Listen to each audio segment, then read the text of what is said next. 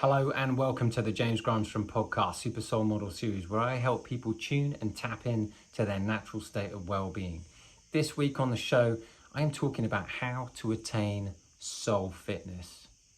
Welcome back to the show. If you're new, please remember to like, subscribe and share. And if you've been listening to the show for a while, please remember to give it a review on Apple or Google or wherever you're listening. When you leave a review, it really helps support the show. So thank you so much in advance. Today's show is how to attain soul fitness. Before I tell you how you can do that, we first need to understand what the soul is. And I'm going to give you 8 ways in this episode about how to attain soul fitness. It's easy for you to understand that being physically fit requires exercise. It requires cardiovascular exercise, good diet. It requires even resistance-based exercises like HIIT and high interval training and weight training. And it also needs stretching. But the mind also needs stretching, and it also needs the ability to learn how to focus when there's challenge going on. Now, the soul also needs to experience a level of fitness, because when the soul is fit, wow, you're going to tap into a natural state of well-being you didn't even realize, and the quality of your life will be significantly improved. So what I'm going to be talking about today is your soul's fitness. You are more than just your body. You are infinite light. Even if you look down into the tiniest particle of your atoms, you are light if you are going through quantum physics. Every aspect of your soul feels like it's unbounded, feels infinite, it has pure potentiality, as Deepak Chopra likes to call it. But your soul is like electricity, and your body is a vehicle in which that electricity can flow. And only a portion of your soul dwells actually in your body. The rest of it is everywhere.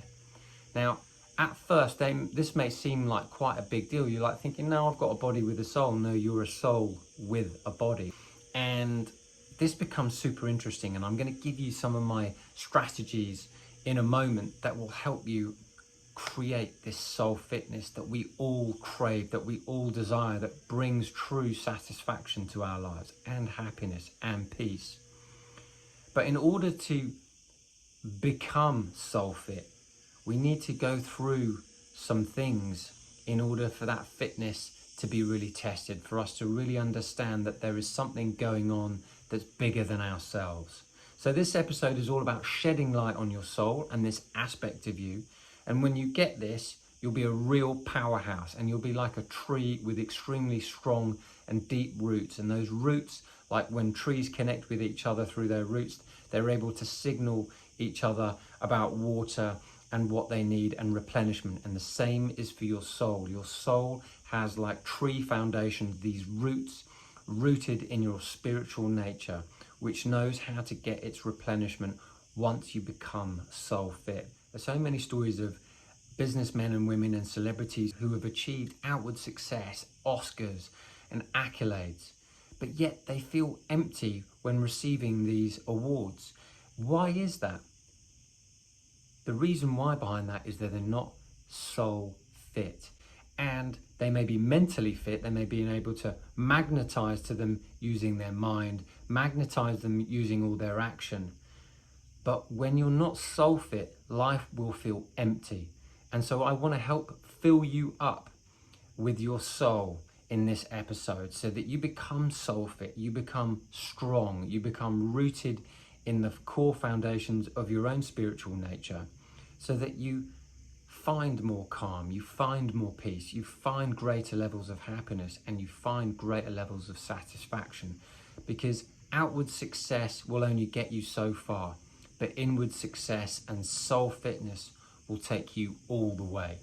And at the end of life, when you're looking back and you're perhaps on your deathbed, however morbid it may sound, it won't matter what you've achieved. It won't matter with your work so much of spending more time with work.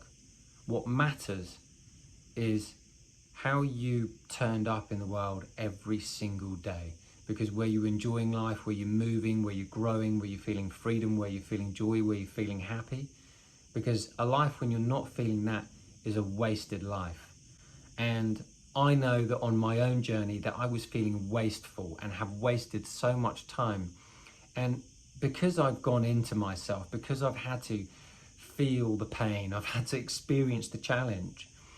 I've gone on to go and replenish my soul, to go and tap back into this natural state of well-being where I feel replenished, where I feel better, where I feel reinvigorated, where I feel charged up again, like a battery pack, plugging yourself back in so you get more battery strength.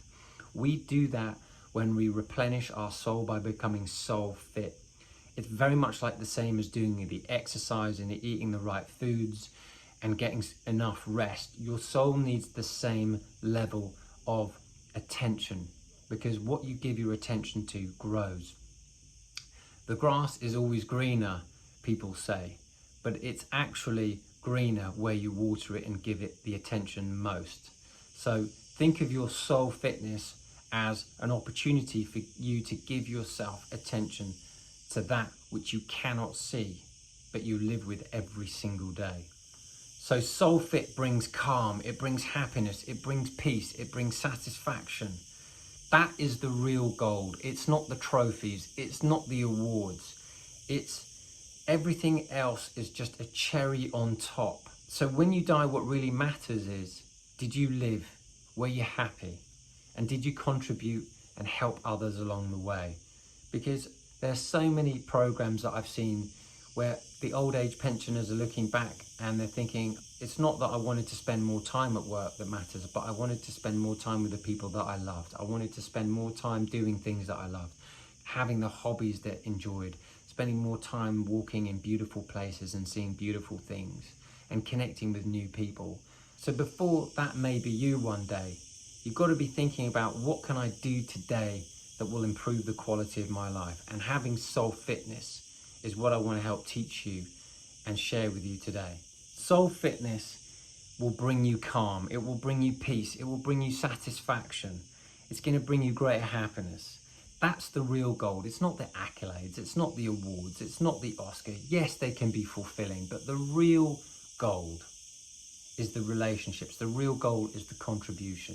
The real goal is that you did something and lived a life where you were happy. That is the real gold.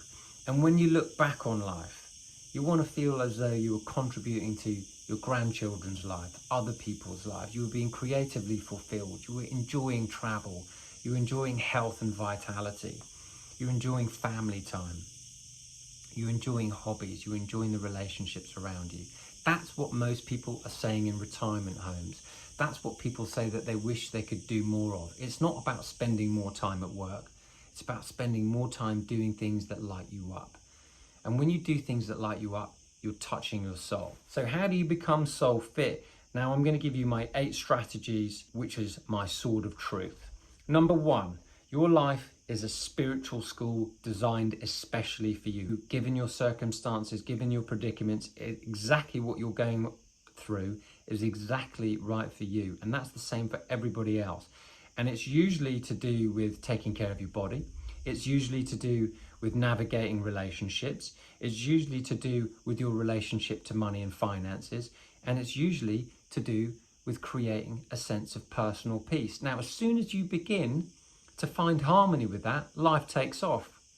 And you're constantly balancing all of that. So you become soul fit by the lessons that you need to learn. And when you learn the lessons, they stop showing themselves because you've done it. You begin to make better choices. And so, for instance, it might be your relationships that you need to learn. And when you set healthy boundaries, they begin to heal. And that relationship is not always with other people, but it's exactly and always to do with you first. It's, are you setting healthy boundaries with yourself? Are you saying no when you mean no? Or are you overextending and overgiving? And are you settling for less than in your relationships? And with your body, you know, are you taking great care of your body? Are you learning how to take care of your body? Do you know how to take care of your body? Are you eating foods that help you send you in the direction of health? Or are you eating foods that are processed and full of GM produce that's actually toxifying your body and taking you lower energy-wise? And so is your health suffering as a result? Are you overweight, or are you overweight and then you don't know what to do? So where are you not honoring and listening to that aspect of yourself? Because that's really important. And what about your money? Are you setting healthy boundaries with your money? Are you spending it frivolously? Or are you nurturing it, caring for it, investing in it and managing it?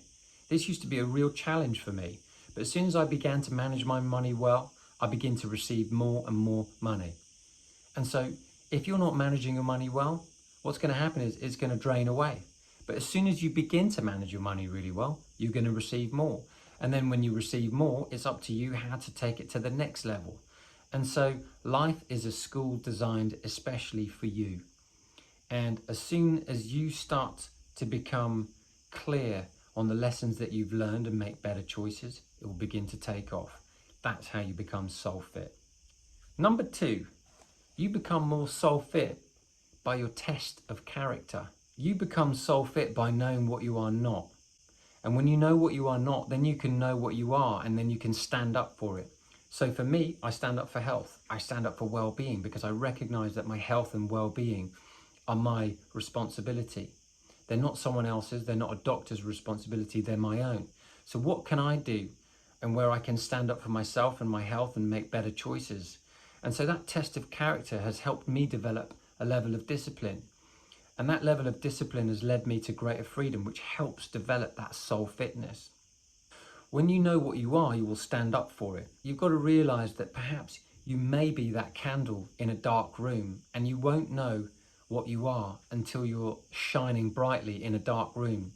So the world around you and your life may seem a little dark right now, or it may seem a little challenging and you might not know how to navigate. But when you know what you are, which means I stand up for health, I stand up for well-being, I stand up for peace, I stand up for kindness in the world, I stand up for something better. When you know who you are, you can stand up for that, and then you will shine that light brightly. And what the world needs is more people who are standing up, shining their light, doing what they love to do.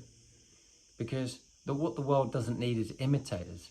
It needs people who are prepared to go out on a limb to shine their own light like a lighthouse to help pave the way for others. And we can all do that to each other, because essentially we're all like lighthouses for each other. We're all messengers for each other.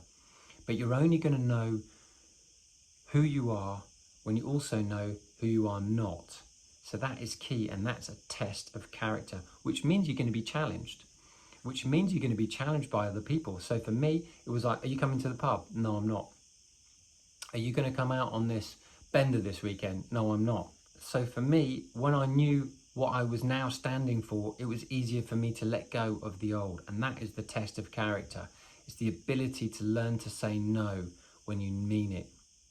Number 3, another way in which you can become soul fit is by making a series of healthy choices. Life is a series of choices all bundled together, and you become soul fit by evolving in awareness. And as you evolve in awareness, it's because you're making better choices along the way. So for me, when I was really in bad shape, what I was doing was just going out drinking heavily and having a hedonistic lifestyle. And it's only when I began to implement meditation and then I began to shift my diet little by little, I noticed that I had more energy. I noticed that I wasn't feeling as anxious as I used to. And that took me ages to grasp. That took me ages to turn around and make better decisions. That was just health. And then I had to do it with finances. And then I had to learn how to do it in relationships as well, by making better choices. So life becomes easier when you make better choices. And that is because of your soul's fitness. So when you are making better choices and you're feeling happier and freer in your life, it's because you're soul fit. Number 4, you become soul fit through adversity. Adversity is one of your greatest teachers. And a lot of people don't want to experience adversity. I know I didn't. And I'm not saying welcome it. All I'm saying is that use it as an opportunity to learn, as an opportunity to grow, because you become soul fit through adversity by the resistance that life brings you. It's going to bring you challenge. And how you move and navigate through the challenge helps your soul to become stronger, helps your soul to become fitter.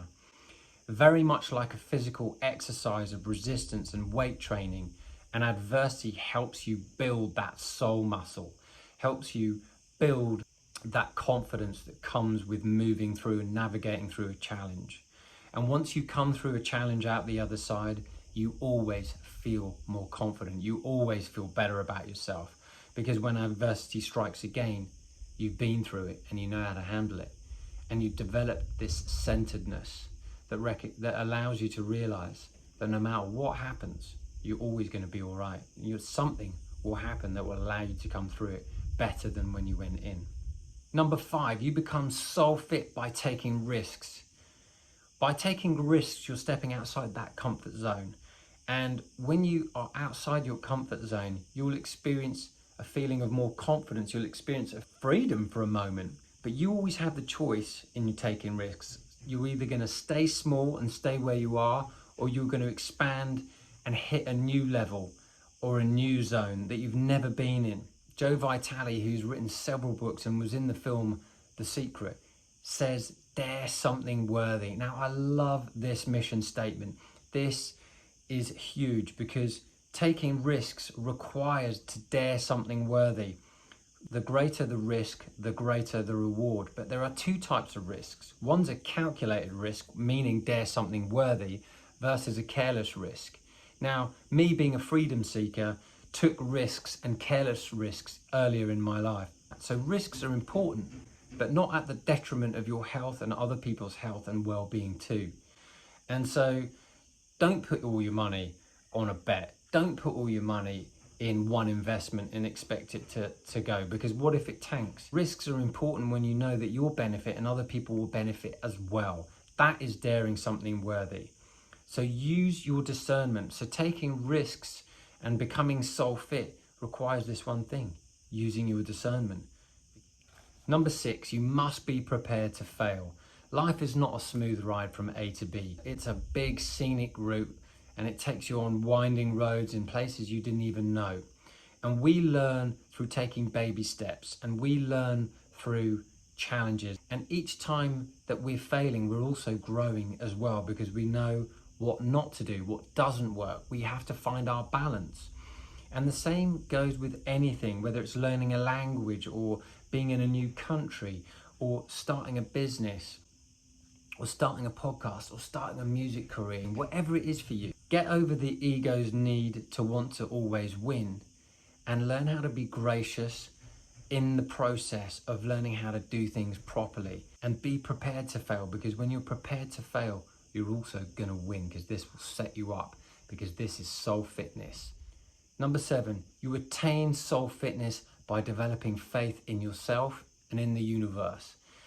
Soul fitness is learning to trust yourself, and you learn to trust yourself by having self-discipline. That is huge. That has been my journey. My journey has been one of learning to discipline myself, because I was highly undisciplined.